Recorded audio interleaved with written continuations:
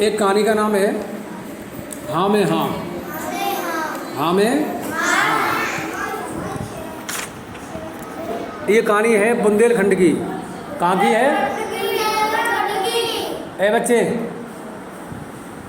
ये कहानी कहाँ की है? बुंदेलखंड की। इसे आप समझेंगे, पढ़ेंगे और बड़े गौर से सुनेंगे। जब कहानी का अंत होगा तब मैं पूछूंगा मैं, ठीक? एक राजा थे, राजकाज से थक गए थे। एक दिन दरबार में मंत्री से बोले, मंत्री जी सोचता हूँ हम लोग गंगा स्नान कराएं। कौन थे?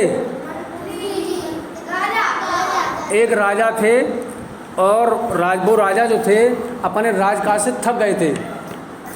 उन्हें ऐसा लगा कि मैं थक गया हूँ, अब चलो गंगा मैया के स्नान कराएं। तो उन्होंने किसको बुलाया? किसको बुलाया? मंत्री जी को बुलाया और कहा मैं थक गया हूँ, चलो गंगा स्नान करके आते हैं। राजा की बात सुनते ही मंत्री जी चट से बोले, बहुत शुभ विचार हैं महाराज, आपके पूर्वजों ने तो कई बार गंगा जी की यात्रा की है, अवश्य चला जाए, अवश्य चला जाए। मंत्री जी बोले, महाराज जो तुम्हारे पूर्वज थे वो तो कई बार गंगा मैया के स्नान करने के लिए गए, ये बहुत सौभाग्य की बात है जो आपने गंगा मैया का नाम लिया, चलिए चलेंगे। राजा से पूछा तो मंत्री जी फिर चलने का कोई शुभ मुहूर्त निकलवाएं। मंत्री बोले, मुहूर्त की क्या बात है महाराज, सबसे बड़ा मुहूर्त इच्छा ही है, जिस दिन महाराज चलने का विचार करें वही शुभ मुहूर्त होगा। राजा बोले, सवारी का प्रबंध भी होना चाहिए। राजा बोले, सवारी का प्रबंध भी होना चाहिए। उस समय जीपें नहीं थी, बड़ी बड़ी कारें, न कोई हेलीकॉप्टर थे, न कोई जहाज थे। उस समय सवारी थे घोड़ा, हाथी, रथ, बैलगाड़ी, इस पर राजा जाया करते थे। जब राजा किसी गांव में जाते थे तो मालूम है किस बैठ के आते थे? घोड़ा पर या हाथी पर। उनकी सेना घोड़ा पर रहती थी। और आज की सेना किस पे आती है? गाड़ी पे, जीपन पे आती है। हाथों में बंदूकें नहीं थी, उसमें तलवारें थी, भाला थे। क्या थे? भाला थे। ठीक है। राजा बोले, सवारी का प्रबंध भी तो होना चाहिए। मंत्री जी ने कहा, हाँ महाराज सवारी तो होनी चाहिए। गंगा जी बहुत दूर हैं, परंतु सवारी की आपके यहाँ क्या कमी है? एक से एक बढ़कर सवारियाँ हैं। राजा ने पूछा, कौन सी सवारी ठीक रहेगी? राजा ने पूछा, कौन सी सवारी ठीक रहेगी? मंत्री जी बोले, सवारी नहीं ठीक रहेगी जिसमें श्रीमान जी को सुविधा हो, जिसमें श्रीमान जी को सुविधा हो। राजा बोले, मंत्री जी हाथी कैसा रहेगा? बच्चे, राजा बोले, मंत्री जी हाथी कैसा रहेगा?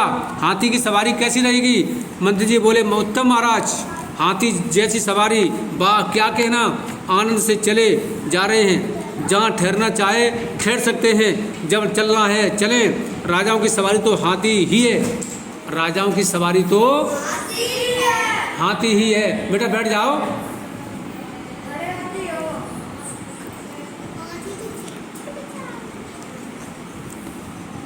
ठाठ से हौंदा कसा हो, महाराज की सवारी चली जा रही हो, आगे पीछे नौकर चाकर हों, साज सामान लिए जा रहे हों, दूर से देखने वाले देखें कोई बड़ा रईस चला आ रहा है, यानी कोई राजा चला आ रहा है।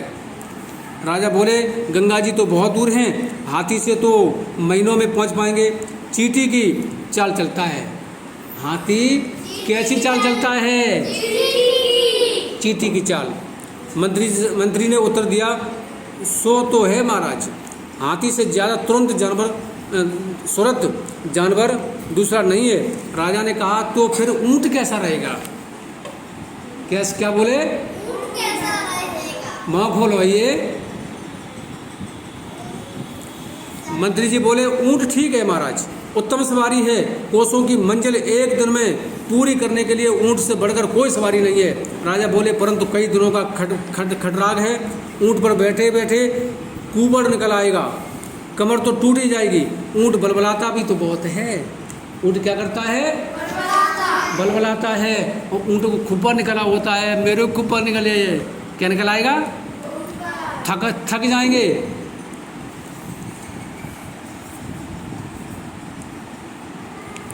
मंत्री जी बोले, छोड़िए भी ऊँट को, कमर दुखने की बात तो है ही, आपके पेट भी हिल जाएगा। ऊँट भी कोई सवारी है, ऊँट और गधे से अधिक अंतर नहीं है। ऊँट और गधे में कोई अंतर नहीं है। राजा ने कहा, मेरी समझ में घोड़ा ठीक रहेगा।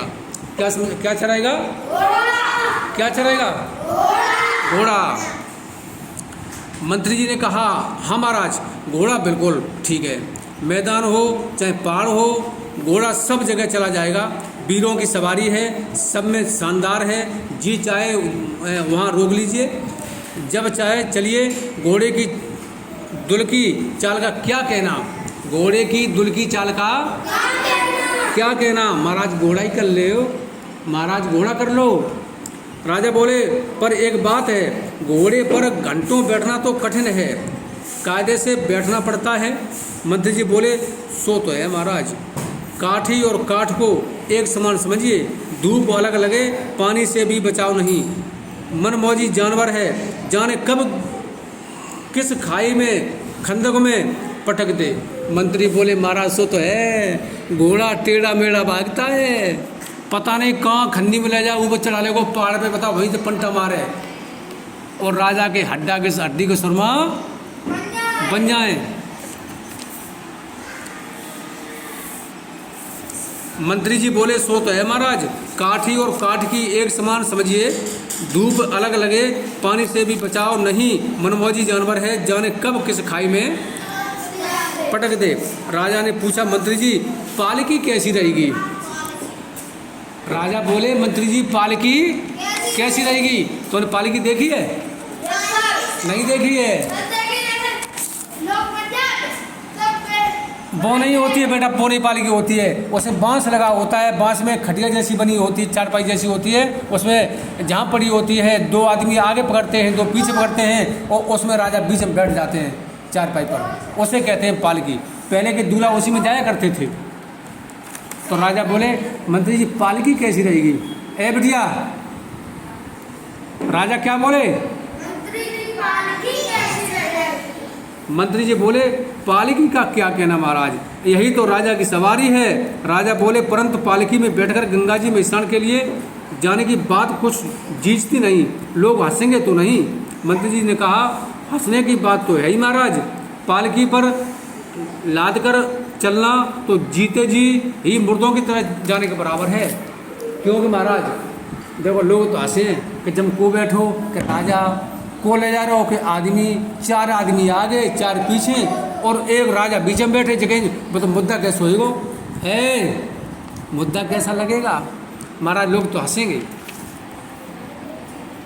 राजा बोले, परंतु पालकी में बैठकर गंगा जी में स्नान के लिए जाने की बात कुछ जीतती नहीं, लोग हंसेंगे तो नहीं। मंत्री जी ने कहा, हंसने की तो बात है ही महाराज, पालकी पर लटकर चलना तो जीते जी मुर्दों के की तरह चलने के बराबर है। राजा ने कहा, तब तो कोई सवारी ठीक ही नहीं बैठती। तो फिर मंत्री जी गंगा स्नान के लिए जाने की बात रहने दो। हाथी छोड़ दिया, ऊँट छोड़ दिया, घोड़ा छोड़ दिया, पालकी छोड़ दी। अच्छा कोई सवारी अच्छी नहीं तो राजा क्या बोले, अब गंगा मैया स्नान छोड़ दो, अब नहीं चलेंगे, रहने दो। मंत्री जी बोले, उत्तम विचार है महाराज, उत्तम विचार है महाराज। घर में ही समानंद है, कहाँ भी गया है। मन गंगा तो कठौती में, मन चंगा तो कठौती में गंगा। मंत्री बोले, महाराज जी घर ही रहो तो ऊँट ने पंडितों नीचे हड्डी की सुरवा बन जाए। हाथी पहुँचे 1 साल में, और घोड़ा चढ़ाने को पहाड़ पे, वो खुड्डा तो नीचे तो हड्डी को सुरमा बन जाए। लोग हंसेंगे, कहाँ गए थे? गंगा स्नान करने गए थे। कैसे कर पड़े कि घोड़ा ने पटक दो। पालकी बैठ के जाएंगे तो लोग कहेंगे मुर्दा जा रहा है। महाराज जी छोड़ो गंगा फंगा, कहाँ रहो, कहाँ रहिए, घर पर रहिए। और जो मन चंगा, राजा ने कहा हाँ तो फिर यही तय है कौन इस यात्रा के पगड़े में पड़े। और फिर राजा ने गंगा यात्रा का विचार त्याग दिया। इसे ही कहते हैं झूठ मूठ हाँ में हाँ मिलाना। बच्चों तुम इस आदत से बचना। इस कहानी से मुझे क्या सीख मिली? मंत्री जी की राजा की हाँ में हाँ कौन करते रहे? मंत्री जी। राजा जैसे बोलते गए और तैसे मंत्री जी बोलते गए, हाँ में हाँ, हाँ में हाँ, हाँ में हाँ। राजा ने पहले कहा कि हाथी कैसा रहेगा, कि उत्तम राजा की सवारी हाथी होता है। राजा बोले 1 साल लगे गंगा मैया पहुँचने में, कि सो तो है महाराज, चींटी की चाल चलता है। तो ऊँट महाराज जी बहुत अच्छा है, बैठो 100 कोस जाएगा एक दिन में, पड़ लंबे लंबे पाँव हैं। राजा बोले है तो ठीक, लेकिन कुबड़ खड़ो हो तो हमारी कुबड़ निकले पीठ में, बैठे पाँच राजे मेरे, कि सो तो महाराज है, कि तो घोड़ा, कि घोड़ा क्या पूछो, क्या घोड़ा की मस्त चाल है महाराज, राजा की सवारी तो घोड़ा ही होता है। राजा बोले घोड़ा तेज भागे तो तुम ले गो ऊपर पहाड़ पे पटक दो, तो किसो तो महाराज है, पटक तो दिए, राजा के हड्डी की सुरमा बन जाए। कि तो पालकी की क्या पूछो महाराज, लोग देखेंगे क्या कौन आ रहा है, अगर राजा आ रहे पालकी में बैठ गए। राजा बोले लोग हंसे तो नहीं, कि सो तो महाराज है, हंसेंगे तो जगह मुद्दे को मुद्दा आए रहो, मुर्दा कौन आ रहा है। यानी मंत्री जी ने राजा की हाँ में हाँ करते करते लास्ट में राजा बोले कि यात्रा छोड़ो, कि महाराज जाते अच्छी बात क्या है, छोड़ दो, सबसे बढ़िया घर, सबसे अच्छा जो मन चंगा।